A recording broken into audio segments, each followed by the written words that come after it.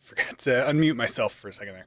All right, well, anyway, today I'm going to be watching YouTube videos, mostly the Dadvocate, because I don't really have all that much time, and that's basically the only thing I really got planned. Okay, so, Womansplaining Men to Women Part 26. Why do they always ask us to smile? So the thing is, I hear these complaints online all the time from girls that guys have come up to them and be all like, smile, please, or, you know what? You should smile more, in response to them being upset about something. And I feel like I've never seen that in my life, like IRL. Like, is this just an online phenomenon? Because it's very awkward and stupid and dumb. And it feels like something that people would put into comment sections of girls that are upset in order to troll them. But that aside, even though I haven't been seeing in real life guys going up to girls and saying you should smile more, the fact of the matter is you should smile more.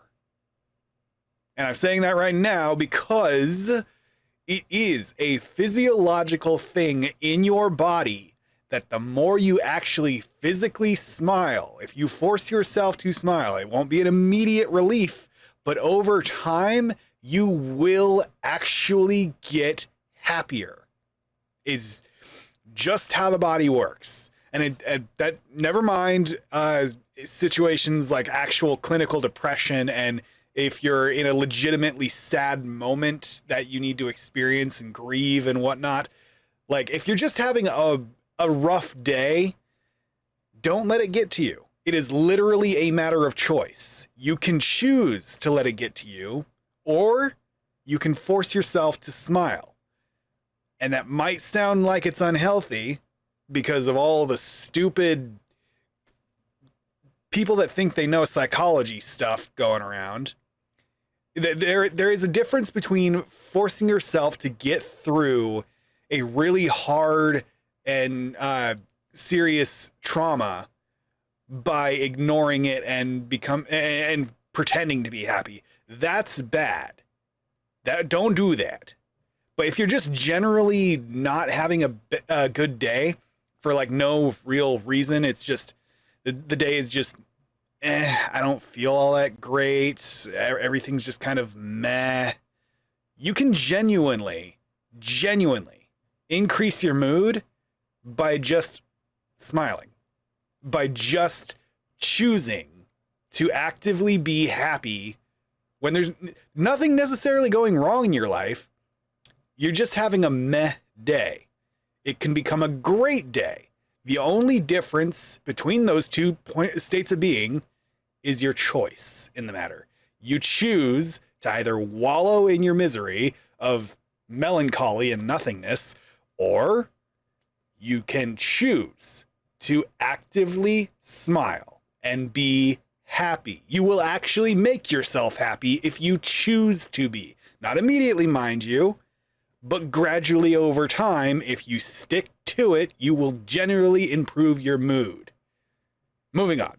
All right, so now that I'm starting to get pretty deep into the Womansplaining Men series, I'm starting to get the big ones like, why do they always ask us to smile? Womansplaining Men to Women, episode 24. Ladies, I do not know why you keep doing this, but men are like 50 times more unwilling to do a chore if it is assigned through a passive-aggressive tone. And that's on principle. He does not want to reward that behavior. He wants... Well, also, being passive-aggressive is condescending in a way. Like, if you just respect somebody in general, men or women, they'll tend to listen a bit more. So if you're disrespecting your guy by telling him that he needs to do things in a passive-aggressive way, he's just going to roll his eyes and generally not pay attention because you're being an ass.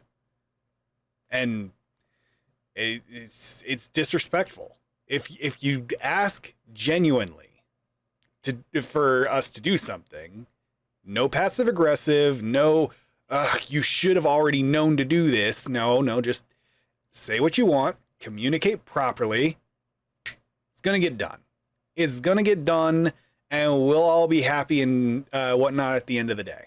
You act all passive aggressive, and even if we get what you're trying to tell us to do, we probably won't do it, because don't treat me like that. Simple as that. The respect of being communicated to directly as equals. And I know what some of you are thinking. Some of you are thinking, I shouldn't have to worry about asking him nicely because I shouldn't have to worry about asking him. I know that I forgot most of what she said in this video from the last time that I actually watched it, but I swear I wasn't like trying to say the exact same points as her. I was just speaking off the cuff. But I mean, yeah, when you're right, you're right. Look, I get it. I know that you believe that. And I'm just going to tell you, as someone who's been married for half a decade, yes, you do.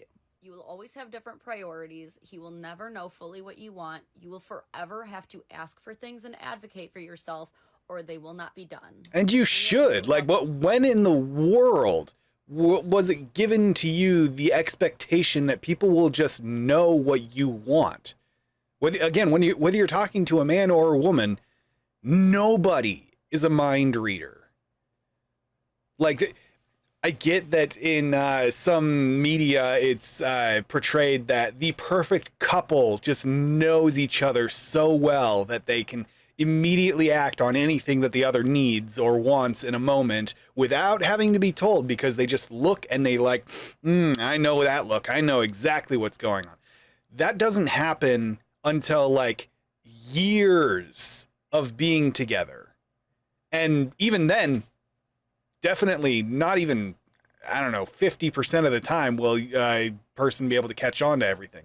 It's that, like, I don't know, 20% of the time that they will, that suddenly gives you the unearned expectation of them having, of being capable of doing it all the time.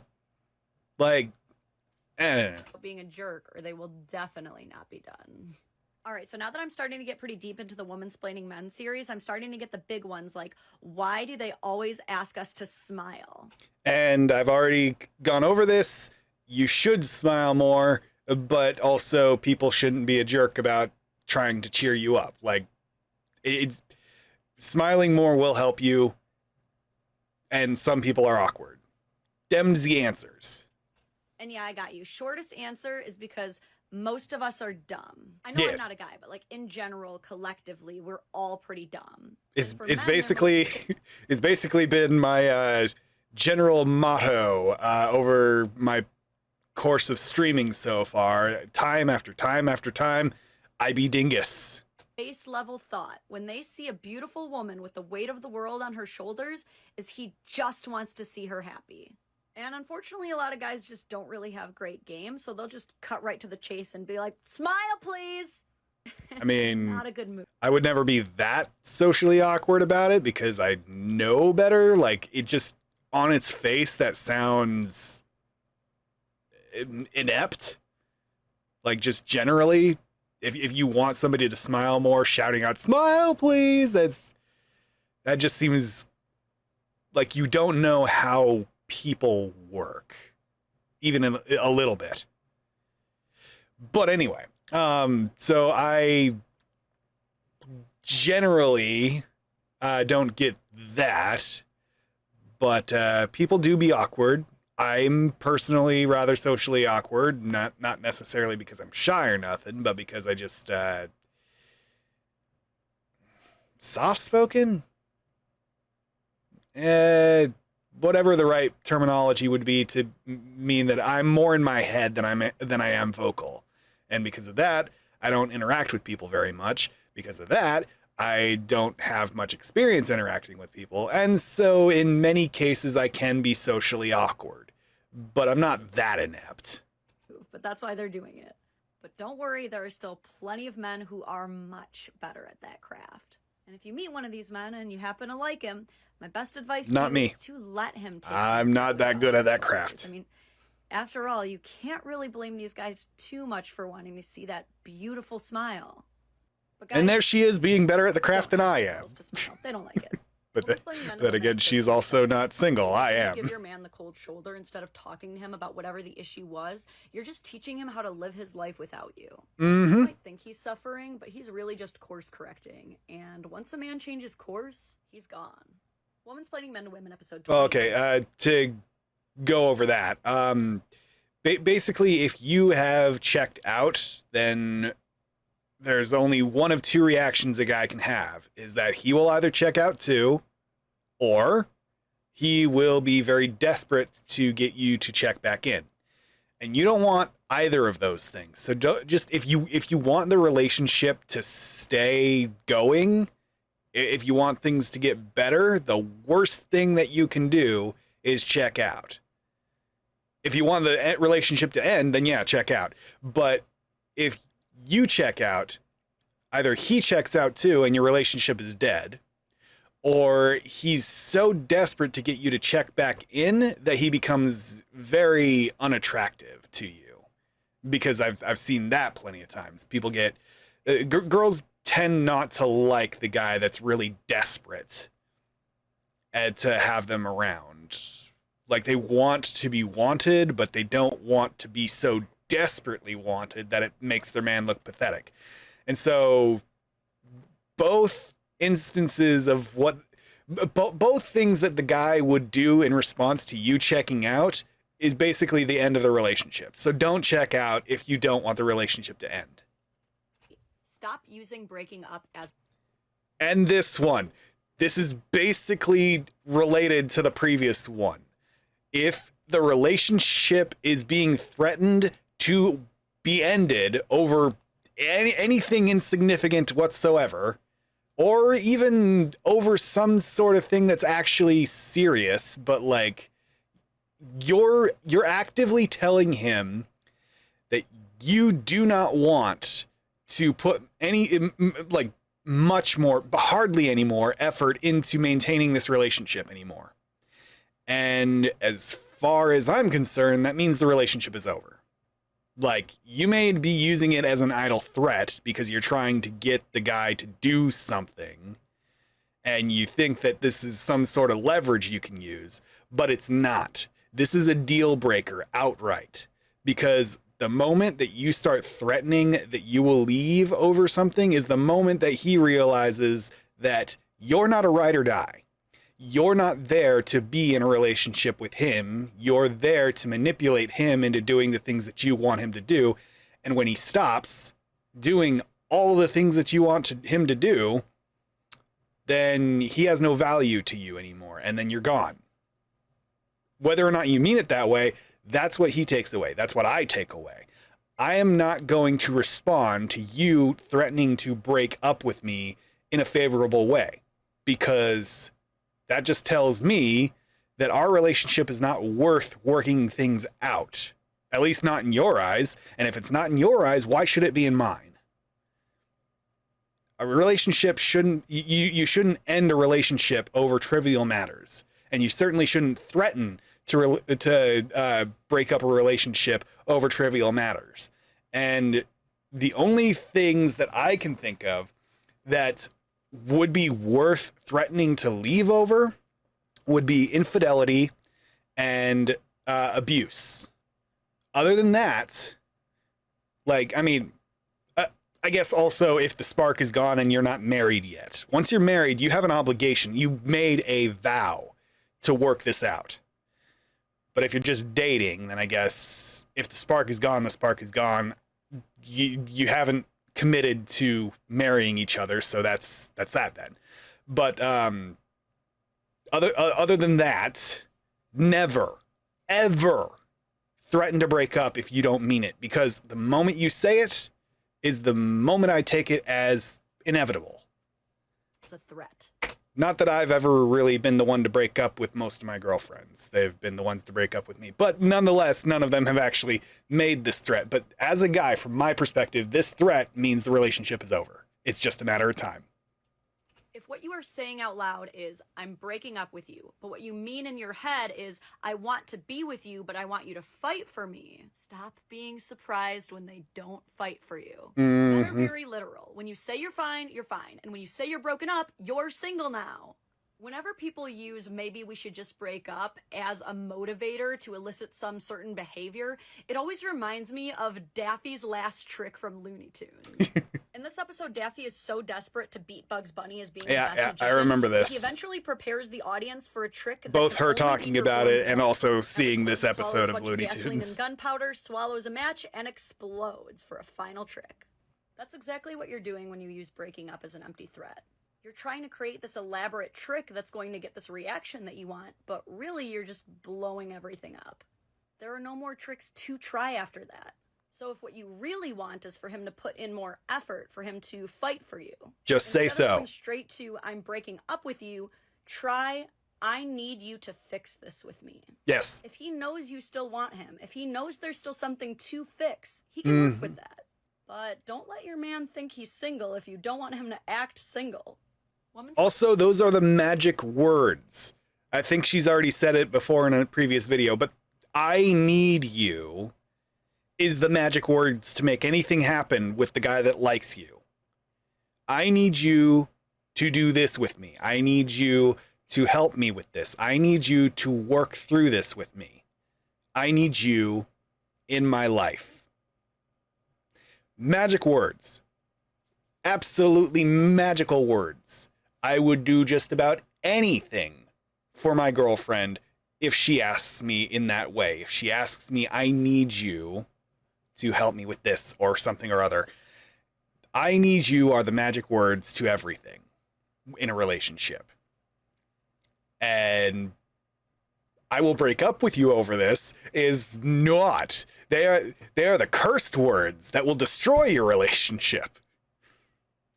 Men to Women, episode 29, and fair warning, we might be making some people angry today. Because this one goes out to the "I shouldn't have to ask, he should just know" crowd. You should always have to ask. All the ladies who Whenever have you have the comments on my expectations videos, that like, you shouldn't, "Doesn't he have it's eyes?" unwarranted. He does, and they are different eyes than yours. And the brain connected to it is wired totally different from yours too, so you two will be looking at the same space and see two totally different things. When you come home from work and walk into the living room, you may see every speck of lint on the floor, the balled up sock underneath the couch leg, and the can of Sprite behind the TV. But when he comes home from work and walks into the living room, he may dial in immediately to noticing that you turned up the thermostat 1 degree. We all have different priorities. And here's where I think ego befalls us all.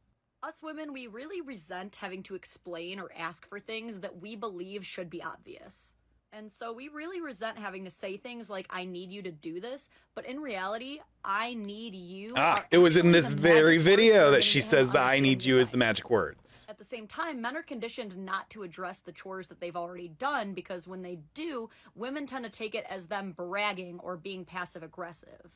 So what ends up happening a lot of times is men's effort actually becomes these silent chores that no one notices are being done because they just happen. And this happens to women too. This happens to everyone. It happens to me all the time at work. I'm in the middle of doing something, and this isn't like a man-woman dynamic. This is me and my boss.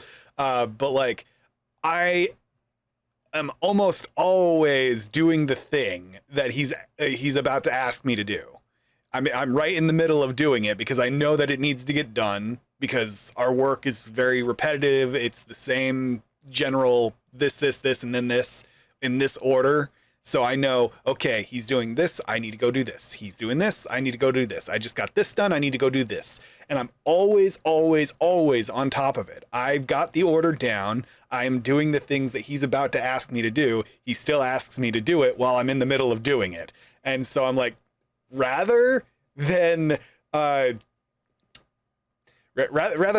being all passive aggressive, I'm doing it. I'm in the middle of it. I'm on it. Stop asking. I'm just like, yep. That's my only response is, yep. He asked me to do something. I say, yep. I don't give him any more than that because I'm in the middle of doing it. I don't need to explain that to him. I don't need to be passive aggressive. Just say, yep, and go right back to it. That's all it needs to happen. Silently becomes the chore doer. For example, I got so used to my husband feeding the animals every morning that recently when he went out of town, the next morning I was like, why are the cats meowing at me so loud? He feeds the animals so regularly that I forgot they eat. This is all to say that you have to talk, you have to ask about chores because there are probably a lot of undiscovered efforts on their end too. You shouldn't have to ask for everything, but asking will always be a part of a healthy relationship. Communication is key. We'll never be mind readers. Neither are women for that matter. It's not a man-woman thing. It is just people do not read minds. That is literally not something we are capable of doing. We can read not thoughts. We can read reactions to a degree. We can read the room to a degree. We cannot read minds. Communication is key. You literally have the ability to speak for a reason. So use your voice. Oh, that's cute. Oh yeah. Okay, I definitely remember this one. So she's gonna go into all of the various reasons why you might not wear a ring. I'm just gonna say this outright. I thought that other than in those particular situations, which it doesn't actually seem to be that one, he's like chilling on the couch. I thought that it was just typically normal that you always wear that ring. It's literally not corrosive, so it's not gonna like you should like wash regularly as you would wash your hands regularly, but like your ring will always stay on as I thought that was just the traditional way of doing things, and I haven't actually seen anything in real life to counter that opinion, but that apparently doesn't seem to be wearing the ring. As far as this segment goes, she doesn't seem to think that it's a big deal not to wear it in general. Like, I mean, I'm sure she thinks that there is good significance to wearing said ring, but like if you're just chilling around the house, sitting on the couch, and you don't have the ring on, then I don't think it seems to matter too much to her. But she's going to go into the all of the practical reasons why you should not wear rings under certain circumstances. And 100% agree. Those are the times that I thought that it was perfectly normal to take your ring off, but I also thought that otherwise you would always take the effort to put the ring back on afterwards because it's part of marriage. It is the physical symbol of your marriage. You should always have it on as unless it is otherwise unsafe. As far as I have ever thought about that, but I've never been married before, so, and I don't wear jewelry, so whatever. I have no experience on the matter. Let's listen to her. Forgot or deliberately chose not to wear his wedding ring, and so she defiantly takes off her own, apparently deciding that their whole marriage is over. And she does film his reaction, which I'll get to in a minute, but before we get to that, let's address a couple things. First of all, there are a lot of things that you should not ever wear a ring for.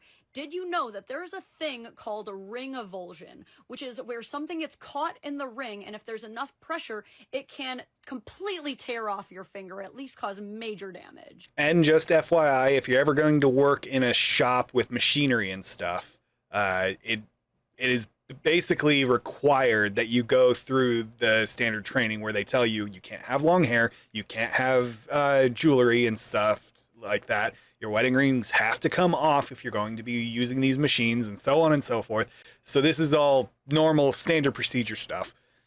Onward. This is why machinists do not wear rings. I personally never wear my rings when I'm training jujitsu. Sometimes I just forget to put them on. Canceled. Second, minus a couple insecure ones, guys do not care about the ring. So earlier I said that I think that you would wear it all the time other than when it's unsafe. But otherwise, yeah, I don't really care about the ring. The ring only symbolizes something that I care about, the marriage. But it's still an important part of the whole, the actual physical incarnation ceremony of the whole thing, so you would wear it.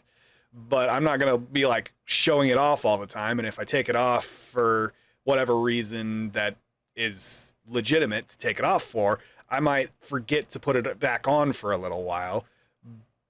But I'm pretty sure I wouldn't, because I don't know. it's one of those things that I would personally take seriously, but at the same time, like, I don't really care about the ring. I care about you. I care about the marriage. The ring is just the thing. If it goes down the drain, I'll try to fish it out. If it can't be found, then we can just replace it. It's not that important. It's stupidly expensive, but it's not that important. What it symbolizes is important. And so how you treat it is to a degree important, but the ring itself, I don't wear jewelry in general. I don't care about jewelry. The only reason why a ring would be important to me is because of it symbolizing marriage. I'm not going to be wearing any other ring probably ever because I don't really care about rings, but the marriage is important to me, so therefore the wedding ring is important by proxy. But it, in and of itself, is not. Anyway. If he is already loyal to you and he trusts you are loyal to him, then the jewelry is really irrelevant to that foundation for him. Men don't really dream about getting the perfect halo cut to match your manny. They don't even know what a halo cut is. I do, but only because I've seen this before and I looked into it. Quizzes on which ring most suits them. The ring to men is a very arbitrary step that gets them. And also, it's very gaudy as far as I'm concerned. Their only hope is to not fuck it up. But pro tip, if you're the kind of woman who can make a man feel like you would say yes to a macaroni noodle around a pipe cleaner as long as he was the man behind it, then he'll make sure you get whatever damn ring you want. But moving if I can afford it. To see how her little tantrum worked out. Alright, so first of all, he doesn't even notice. She has to shove it in his face. And lo and behold, he doesn't care. He doesn't care. You know what he probably does care about? This. Are you kidding me? Never in 10,000 years is my partner gonna touch me like that. So she's insisting in the comments that it was all like it is disrespectful, hey guys, but remember when it's Amber also Heard just said that seems shitting in her like and Johnny it also just seems like regular sass that I've had to put up with in relationships before. So I don't know. It seems pretty normal to me. Depp's marital bed was just a harmless prank. Could you imagine if it was a man making these videos and he literally laid hands on his wife because she forgot her ring at home? Yeah, they wouldn't find that acceptable. Not even a little bit. Nope. Nope. If you are in any way basing the entire foundation of your marriage around something that could easily fall off your finger and go down the drain, well, that's where your marriage is heading soon, too. Womansplaining Men to Women, episode 31.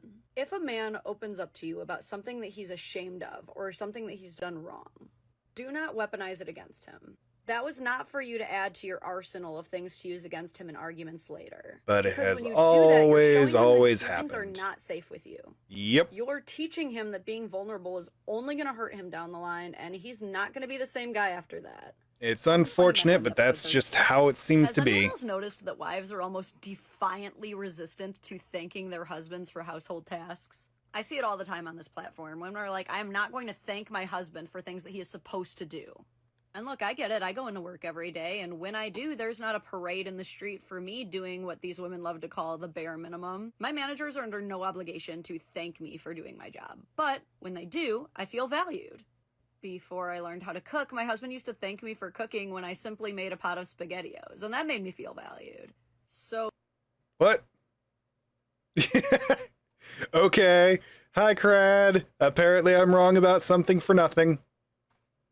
Well, you can have these opinions that you don't have to thank your partner, and you're right. But if you're not thanking your partner, they do not feel valued, I promise you. My husband changed our sun sheets.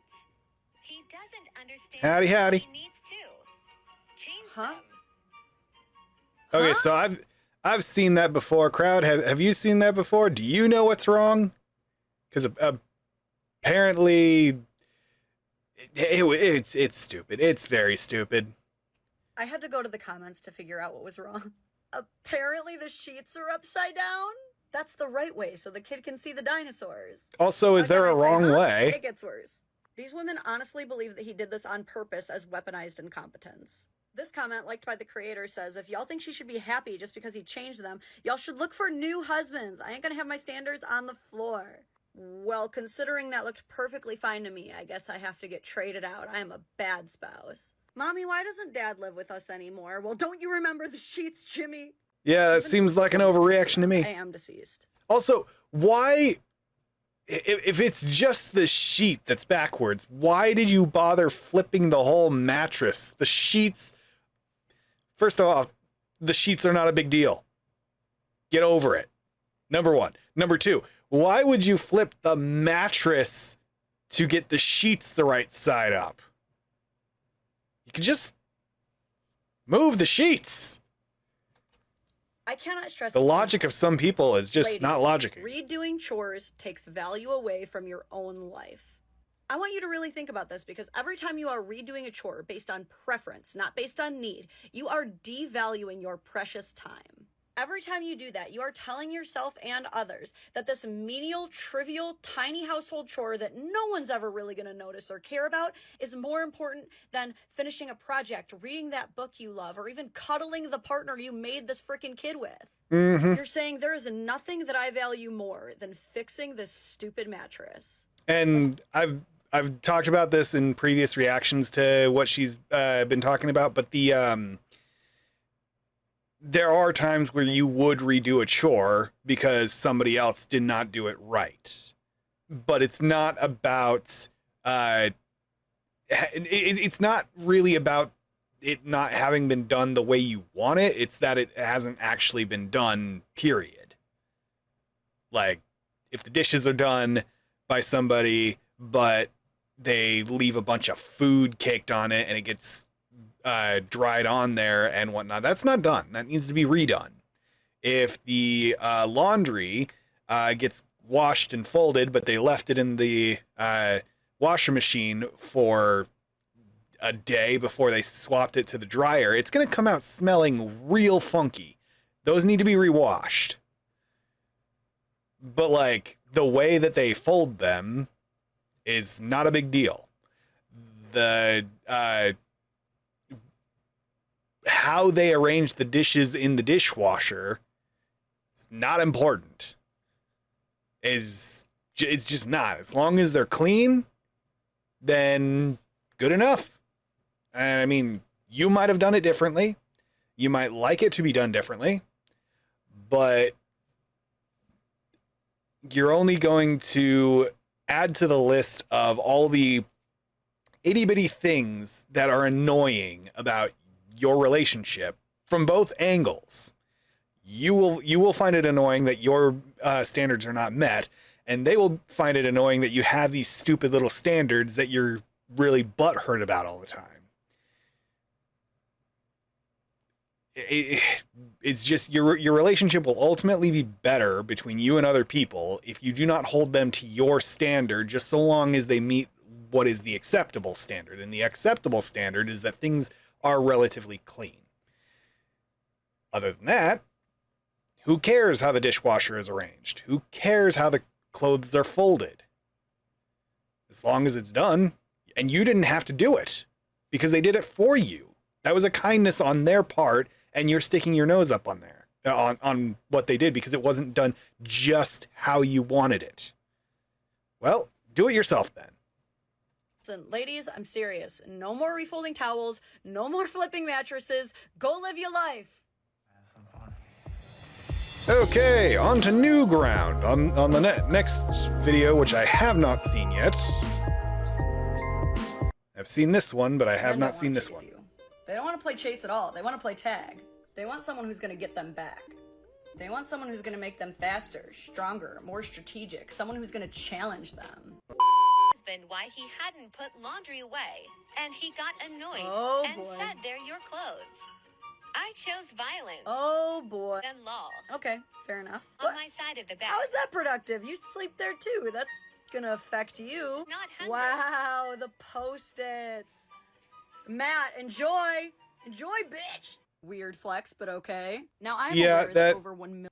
That is one of those things again. Passive aggressive like crazy. Like, that's not helping you in your relationship. That's not making things better for anyone. That's only just you being a jerk for a little bit and not actually solving a problem. And that's going to cause strain on both ends, and just don't do it. Million people have liked this video. I'm also just going to point out there's a reason the divorce rate is so high.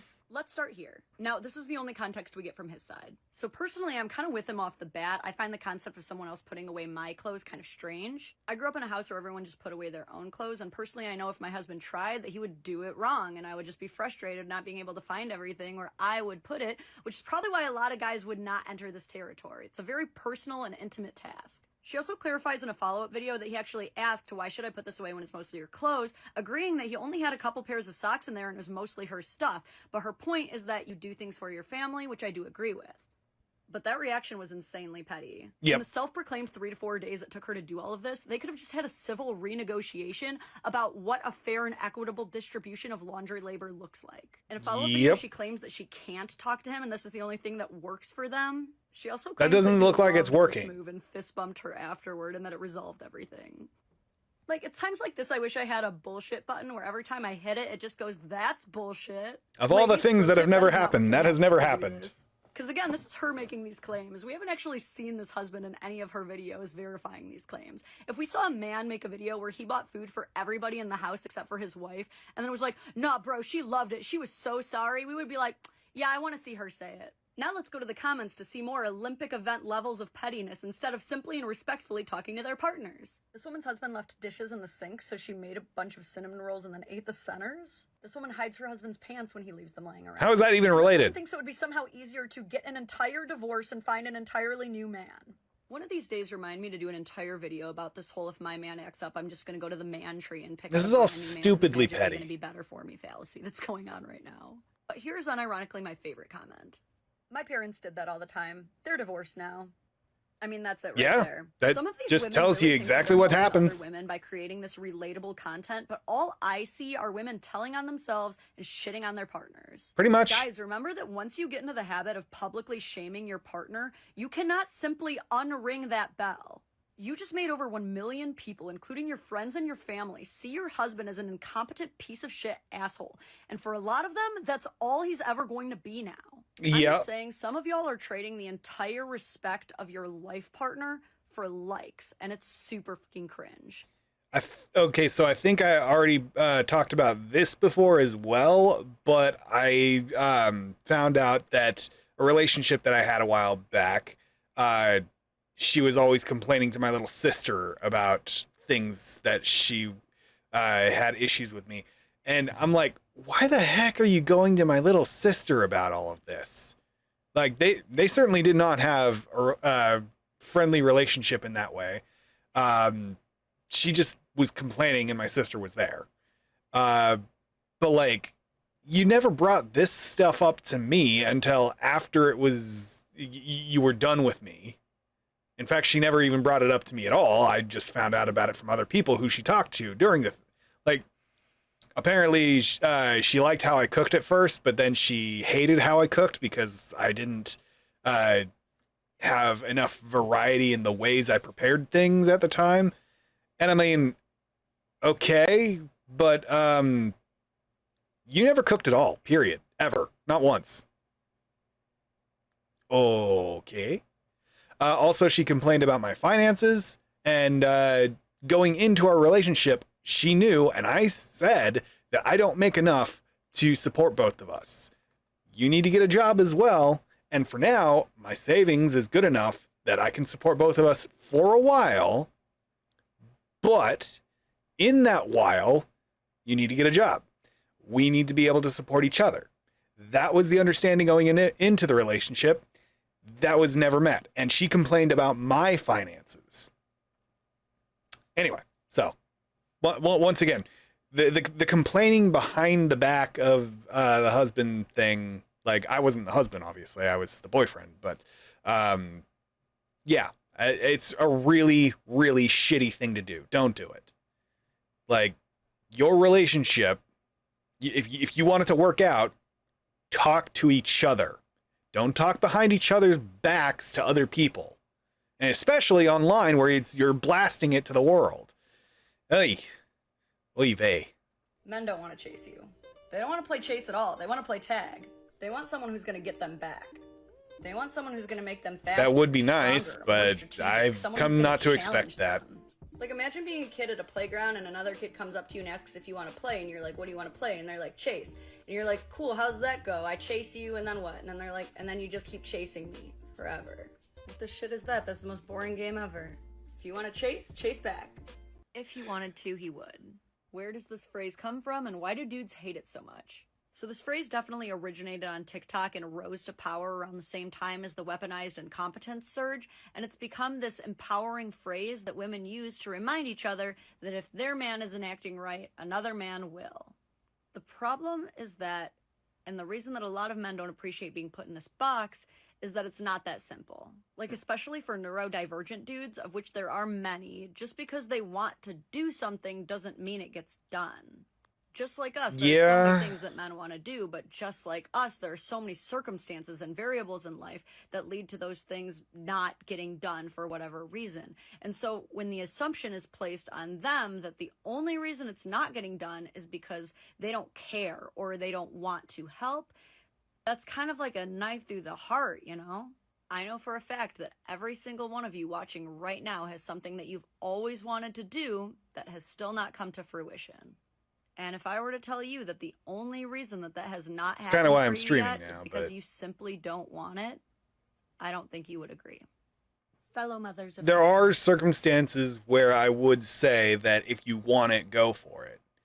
The only thing holding you back is yourself. But there are also a lot of things that you just simply can't go for unless other things happen that make it not okay, make you capable of actually going for it. I get that. Yeah, I've had plenty of that, but I also do kind of somewhat agree with the sentiment that if you want something, you need to go and do it. Like, a lot of the things that have held me back in my life all come back to myself. If I had just stuck with something, if I had just put myself out there at this time with this thing, then something or other would have actually gone right. But because I didn't bother, because I didn't try, because I didn't go for it, because I didn't stick with it, I lost out. And I know for absolute certain that that is the case in many situations.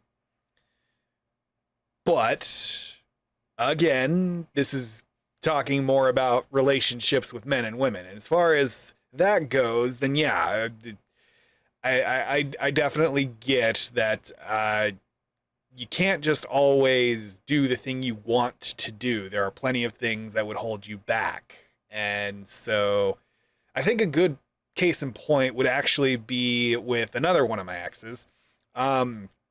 She really wanted to sleep with me. And at the time, I was so head over heels in love with her that if she asked, I would have.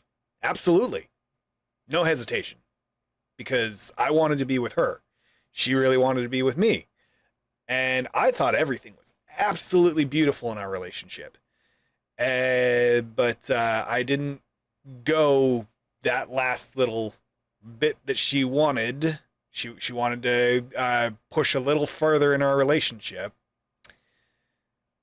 But she didn't tell me.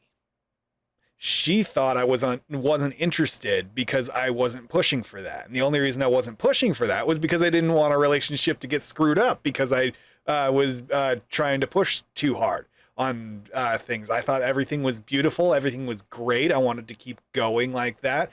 And she wanted to go further without having told me she wanted to go further. And I would have been okay with going further if she had told me she wanted to go further. But she instead broke up with me because she thought I wasn't interested in her. And it took, 2 years later for her to tell me that, yeah, so that's why I broke up with you. And I'm like, are you mad? Are you insane? That was literally the best relationship I have ever had. And it was broken because of that. If he wanted to, he would. Well, I wanted to, sure, but I wasn't going to until I knew that she was okay in wanting that. She didn't make that clear. So, once again, it all comes down to communication. Communicate. If you want something, say so. But anyway. I have a message for you. Hand him the baby. What do I mean by that? Let me guess. You don't even remember the last time that you went out alone with your friends to do something all night. You feel overwhelmed, overstressed. You feel like you're losing yourself because you're taking care of everyone else. Hand him the baby. I don't know what might be holding you back, honestly, because I was born with the not giving a gene, so if I need a break, I just tell my husband I need a break. But if it's that you're too afraid to ask for help, or you feel like you'll be seen as a bad mom, or you're afraid he won't do a good job, hand him the baby. Men are just like us. You hand him the baby, they figure it out. It'll be fine. Is he going to do things the same way as you? Hell no. Are things going to be different? Yes. And that's okay. Well, I'm not a father, so I can't really weigh in on this too much, but I am an uncle to many nephews, some of which that I had a large hand to play in their raising when they were young, probably when I was too young to be doing so, but that's family relationships that I'm not going to get into right now. But anyway, I think I'm relatively good with kids, and a lot of people that see me with my nephews seem to think that I'm definitely really good with kids. I'm not a father yet, and I want to be, but it is what it is. But anyway, like, yeah, again, I'm not a father, so I can't weigh in on that with that kind of credibility, but like, you're in a relationship where you're married, assumedly, and you had kids together. There's kind of an unwritten, obvious understanding there that taking care of the baby is both of your responsibility, which doesn't mean that both of you need to be on it at the same time. You can switch off from time to time, give each other breaks, and you should. I feel like that's just the minimum standard. Like, what made you think that you shouldn't? I don't know. Parents have to help each other have lives outside of their kids and each other, and a good partner will want to do that for you. For example, every Sunday, my husband invites the guys over and they play Dungeons and Dragons for a few hours while I watch the kids. Side note, I've never played Dungeons and Dragons. Whoa, hold on. Okay. That's a little bit more flattering of a stopped screen to hold off on her. Anyway, never played Dungeons and Dragons, but I've been seeing all of the funny shorts on YouTube from people that are playing Dungeons and Dragons, and I'm like, this looks like so much fun. I don't understand hardly any of like the rules and the lore and whatnot, but maybe if I actually got into playing it, I would eventually get to know it all. But like, I need actual like people who would want to sit down and teach me Dungeons and Dragons while also playing Dungeons and Dragons with me. And I don't have that group of friends right now, or maybe I do and we just haven't gotten around to it. I don't know. We'll see. I've got a few friends now that I've gained from streaming that play games with me, but we're playing video games online and whatnot. So playing Dungeons and Dragons together, I don't know about that. Well, maybe I don't know. But it looks like so much fun. It's such a nerd game that you stick your nose up at way back in high school and whatnot. But as an adult, looking back on it and just looking at how I see some of the highlights of people's campaigns on YouTube, and I'm like, these people know how to have a good time. This is fun. This is funny. This is hilarious. This is stupid. This is awesome. Like, I mean, it's a tabletop game. I've played Monopoly. I've played Battleship. Like, obviously none of these are Dungeons and Dragons, but it's a tabletop game. So what's with the culture that we're all so above that it's such stupid nerd shit? It's fun. It looks absolutely fun. I would love to have a group of friends to play D&D with. And during the week, I like to train jujitsu, and while I do that, he's watching the kids when they're not training with me. We have each other's backs because it's important that we don't lose those important parts of ourselves. Ladies, And you just don't should. lose That's part of a yourself. marriage. Hand him the baby. It is a fact. And that don't shake the baby. men want what they can't have. They want what is not easily accessible to them. Oh, no, no, no. This is one of the biggest misconceptions about men. It Are is you sure simply about not that? True. Of course, no one likes overly clingy people, but if you're talking and then all of a sudden you make him feel unwanted or that you're inaccessible, he may still want you, but he's certainly not going to want you more.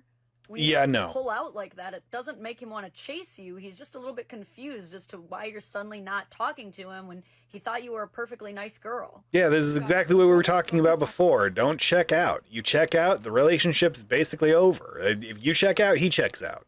Herself and Or he becomes or he becomes the kind of person that you don't want to check back in with. her life and treats men as like supplemental as opposed to necessary. That's what guys want. That's what guys respect, and that's what they're into. Also false. Huge misconception that men only want to feel wanted, not needed. Okay, they don't want you to... The one thing we need more than anything is to be needed. Being needed gives us purpose. Being needed staves off depression. Being needed is the greatest feeling ever. Like being leached off of is entirely different. That's not being needed, that's being a sucker. But being needed by somebody that you love, to be a support, to be there for them, to do something, to be significant to somebody. That is everything. be entirely reliant on them, especially if it's for their wallet, but they want to feel super fucking necessary. They spend all day long in society being told that they're not necessary. They do not want a partner who also makes them feel unnecessary. Yeah. You can make your partner feel that not only you want to need him, but that he is wanted and needed by society, by the world. You will have a very powerful man. That is when you are treated as queen by somebody who isn't just a complete simp. that is when you are the most valuable thing in the universe in his eyes, because you make him feel needed. You are a treasure beyond all treasures. And I wish I could find that, but I have not once had it. Sorry, but notice that it's always single women giving this advice to leave men on red so that you can maintain your power, as she says later in that video. Dudes like it when you text them. What the fuck? Anyway, to wrap up this video, let's play the very ending of her video and see how it ages. The only kind of guy that this won't work on is a narcissist or somebody who is extremely insecure and can't handle a self-confident girl. And if you want proof, ask literally any guy and he'll tell you that I'm right. Ladies, Nope. when I tell you that guys You're wrong. cannot help but I'm be literally smart any other asses guy, when and they're being I'm saying you're micromanaged, wrong. This is what I mean. My boyfriend did the grocery shopping, and I texted him and said, make sure you put everything in the fridge. What did he do? Put everything in the fridge. Y'all. Yeah, but okay. Just, gonna say this right now. This was not him being dumb. This was him having a laugh at your expense. Very different things. The toilet paper. That face. Everything in the fridge. Yeah. See, Can't even be mad. that was funny. That was funny. Why are you upset? That was funny. You realize a guy asking, what do you bring to the table, is the exact same as him saying, I have nothing to offer you. False. And welcome to Womansplaining Men to Women, episode 41. If a man asks you this, it is not a personal attack. It is because he has been through it. A man who asks this question has been used so much for what he can offer that he is damn ready for some reciprocity.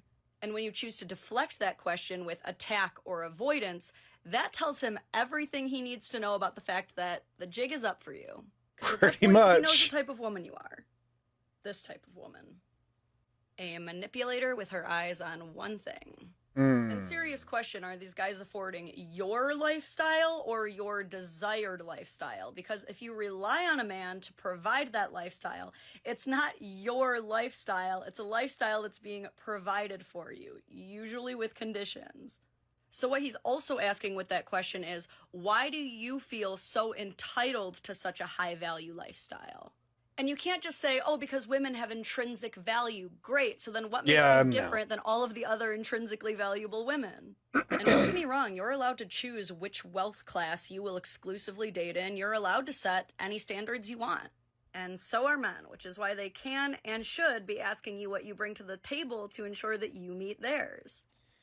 Also, everybody has deal breakers. Like, I ignored my deal breakers once. Bad idea. Bad idea. I'm not going to do that again. And my deal breakers aren't all that big. It's just for some reason around where I live, everybody has them. So, like, my deal breakers are mainly having to do with like drugs and alcohol. I don't want to be with somebody who's drug addled and has a problem with drinks, has a chronic need to light up a cigarette or pot all the freaking time, or even at all, really. I can handle somebody who wants to drink a little bit from time to time, so long as this alcohol is not a problem. But pot and cigarettes, no, not even a little bit. I don't want any of that in my life as far as my relationship goes, because I personally, not only have I taken a vow of celibacy, no, a vow of sobriety. I'm not taking a vow of celibacy. I would never do that because I want to be a father someday. Also, I want to be a loving husband someday, and that's kind of an important part of that relationship. Anyway, I've taken a vow of sobriety, and so yeah, I'm never going to drink alcohol, and I'm never going to do drugs as far as like recreation and whatnot. Like, if the doctor has me on medication because I had a surgery, that's that's completely different. That's unrelated. But anyway, so yeah, I took a vow of sobriety, and besides that, alcohol doesn't smell good.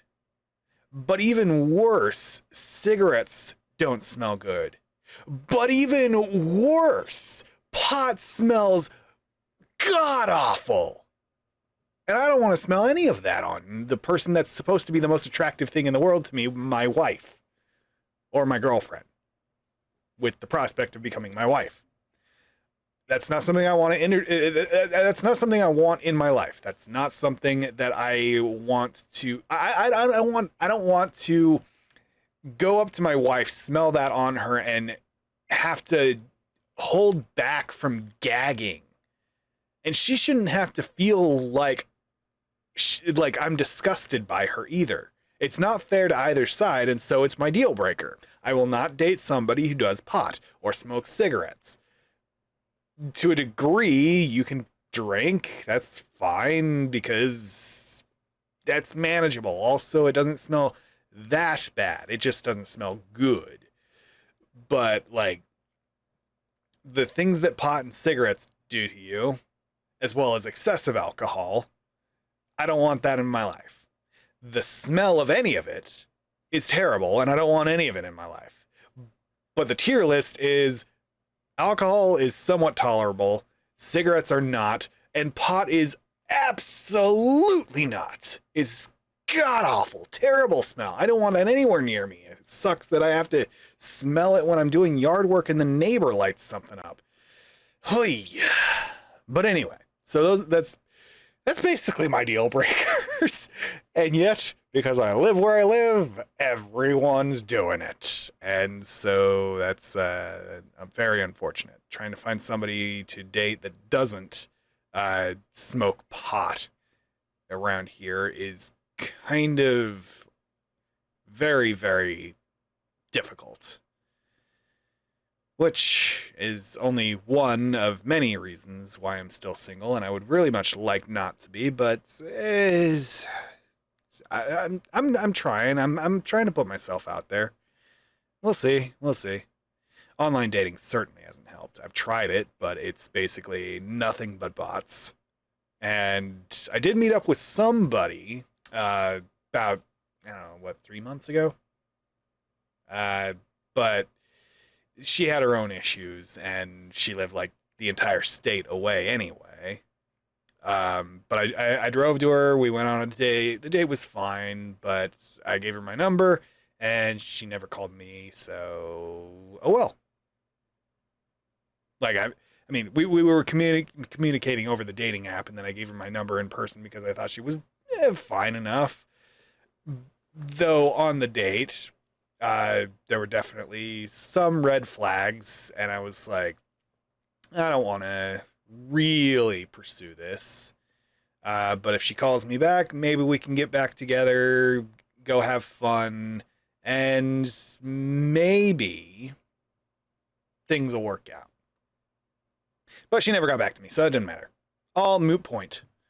Anyway, so as far as like actually meeting somebody in real life, like I thought that the online dating would be very beneficial for me because I could filter out all of the people that are doing drugs and alcohol and cigarettes and pot and all that stuff. Because on the online dating sites, you can specifically look for people who don't do that. But there's like nobody online on the online dating sites. As far as I've seen, all of the interactions that I've ever had on dating sites have all been bots.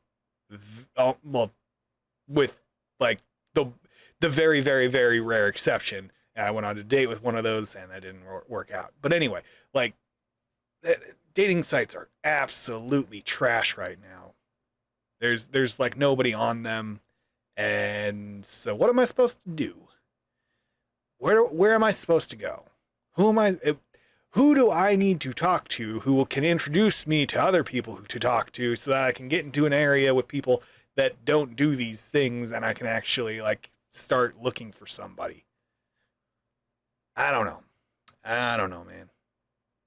Anyway, well, I only meant to stream for about an hour. It's been about an hour and 10 minutes. I gotta go get some stuff done, so that's it for this one.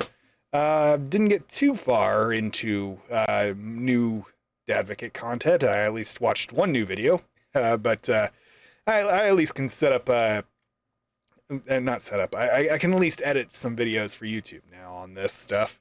But I also want to react to other stuff, not just exclusively Dadvocate. It's just that she seems to be the thing that I'm stuck on reacting to right now because I like checking out her content, and I would watch it all on my own and just binge it and whatnot. But I feel like on some things, I've got some things that I would like to say, and why not stream that? Why not put that up on a YouTube video? Why not? Why not? Why not? I don't know.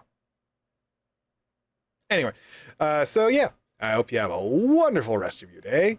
And until next time, bye, friends.